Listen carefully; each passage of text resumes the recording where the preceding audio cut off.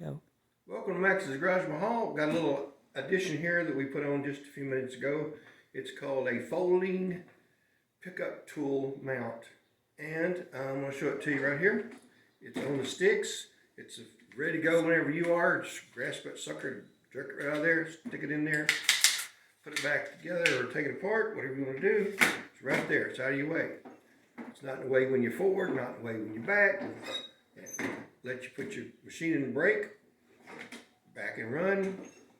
Everything's great. You might try that at home. All you need is a piece of 2-inch PVC pipe.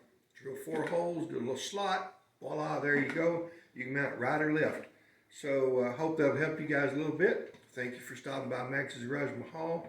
Be sure to subscribe, like, and then hit that share button so you can let other people see these things. We appreciate you coming by Max's Garage Mahal. Y'all come back and see us now, you hear?